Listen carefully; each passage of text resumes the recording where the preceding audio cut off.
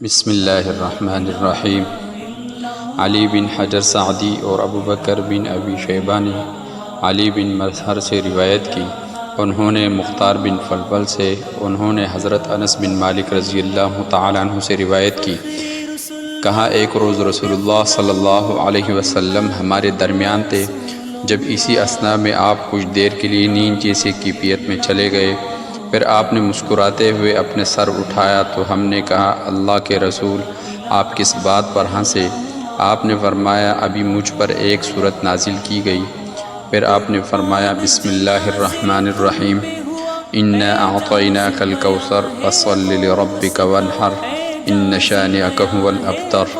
ترجمہ: بلا شبہ ہم نے آپ کو کوثر عطا کی، بس آپ اپنے رب کے لیے نماز پڑھے اور قربانی کرے، یقیناً آپ کا رب دشمن ہی جڑ کٹا ہے۔ پھر آپ نے کہا کیا تم جانتے ہو کوثر کیا ہے؟ ہم نے کہا اللہ اور اللہ کے رسول زیادہ جانتے ہیں۔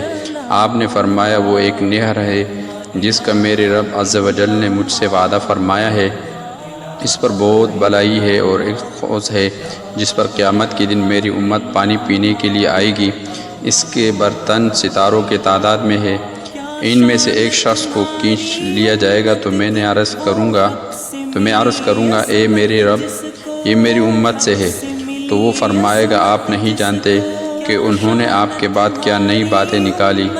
علی بن ابن حجر نے اپنے حدیث میں یہ الفاظ کہا آپ مسجد میں ہمارے درمیان تھے اور حدث بعدک کی جگہ حدث بعدک اس نے نئی بات نکالی کہا۔ اللہ تعالیٰ عمل کی توفیق نصیب فرمائے۔